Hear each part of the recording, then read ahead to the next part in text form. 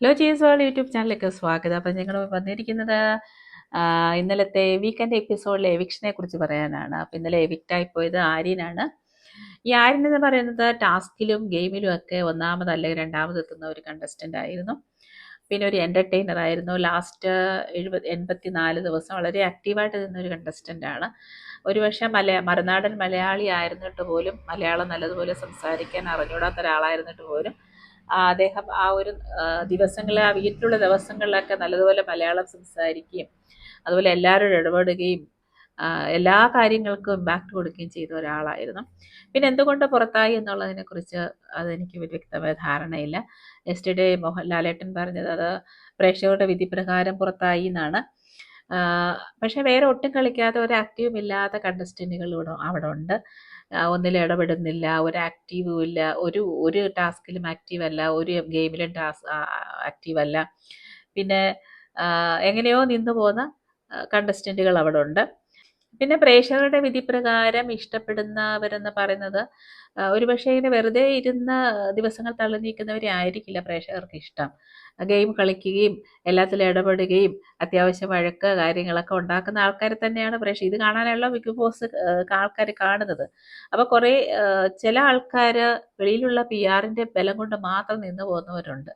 അപ്പോൾ അതൊരു ഫെയർ കളിയാണോ എന്ന് ചോദിച്ചാൽ എനിക്കറിയത്തില്ല. കാരണം ഫിസിക്കൽ ടാസ്കൊക്കെ വരുമ്പോൾ അത്രയും എഫേർട്ട് എടുത്ത് ആൾക്കാർ കളിക്കുമ്പോഴത്തേന് വെളിയിലുള്ള ഒരു പേരുണ്ട്, അല്ലെ വെളിയിലെ PR വർക്കും കൊണ്ട് നിന്ന് പോകുന്നത് അത് എനിക്കറിയില്ല അതെത്രമാത്രം അതിന് ഫെയർ ആകുന്നത് എനിക്കറിയില്ല. അപ്പം വിന്നർ കപ്പ് ആര് കൊണ്ടാലും നമുക്ക് സന്തോഷമാണ്. കാരണം അവരുടേതാണ്, അവർ തികച്ചും ആ കൊണ്ടുപോകുന്നവർക്കാണ് സന്തോഷം. അതിൻ്റെ എല്ലാ ബെനിഫിറ്റ് അവർക്കാണ് കിട്ടുന്നത്. അപ്പോൾ പ്രേക്ഷകർ എന്ന നിലയിൽ, നമ്മൾ കാണുന്നവരെന്ന നിലയിൽ നല്ലതുപോലെ കളിക്കുന്നവരും നല്ലതുപോലെ ഇമ്പാക്റ്റ് ഉണ്ടാക്കുന്നവരും ഒക്കെ ഫെയിലായിട്ട് അവർ പുറത്തേക്ക് പോകുന്ന കാണുമ്പം ഒരു സങ്കടമുണ്ട്.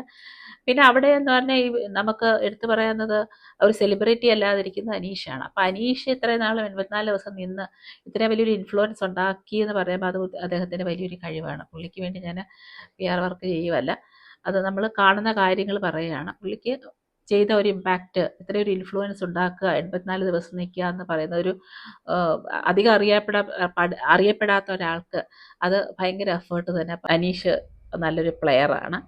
എല്ലാവരും പറയുന്ന സാബുമോൻ വളരെ സൈലൻ്റായിട്ട് നിൽക്കുന്ന ഒരു കണ്ടസ്റ്റൻ്റ് ആണ്. ഒരുപക്ഷെ ആൾക്കാർ സാബുമോനെ ഇഷ്ടപ്പെടുന്നത് ഇപ്പം അത്യാവശ്യത്തിന് സാബുമോന് സംസാരിക്കുക, അത്യാവശ്യമുള്ളിടത്ത് പറയുകയൊക്കെ ചെയ്യുന്നുണ്ട്. സാബുമാനെ ചിലപ്പോൾ ആൾക്കാർ ഇഷ്ടപ്പെടുന്നത്, പ്രത്യേകിച്ച് വീട്ടമ്മമാർക്ക് ഇഷ്ടപ്പെടുന്നത് സാബുമാന് നല്ലൊരു വ്യക്തിത്വത്തിന് ഉടമയാണ്. അതുകൊണ്ടാണ് ചിലപ്പം ഈ അമ്മമാരായിരിക്കുന്നവരൊക്കെ ചിലപ്പോൾ ഇഷ്ടപ്പെടുന്നത്. അപ്പം അങ്ങനെ കുറേ പേര് ആക്റ്റീവ് അല്ലാതെ ഇരിക്കുന്നവരുണ്ട്. അപ്പോൾ അവരൊക്കെ വെളിയിൽ പോകണമെന്നാണ് എപ്പോഴും പ്രേക്ഷകർ കുറച്ച് പേരൊക്കെ ആഗ്രഹിക്കുന്നത്. അപ്പം ഇങ്ങനൊരു ഇന്നലെ ഒരു ഇലക്ഷൻ നടന്നപ്പോഴത്തേനും അത് നമുക്കൊരു ഞെട്ടലാണ് ഉണ്ടാക്കിയത്. കാരണം ആര്യനെ പോലെ ഒരാൾ പുറത്ത് പോവുക എന്ന് പറയുമ്പോൾ അതൊരു സങ്കടമാണ്. കാരണം നല്ല ടാസ്ക് കളിക്കുന്ന ഒരാളാണ്, നല്ല എഫേർട്ട് കൊടുത്ത് 100% എഫേർട്ട് കൊടുത്ത് കളിക്കുന്ന ഒരാളാണ്. അപ്പോൾ ഇത് എനിക്കറിയില്ല ഇതിൻ്റെ കാര്യം എന്താണ്. ഒരുപക്ഷെ പ്രേക്ഷകരുടെ വിധിപ്രകാരം തന്നെ ആയിരിക്കാം. അപ്പം കാത്തിരിക്കാം.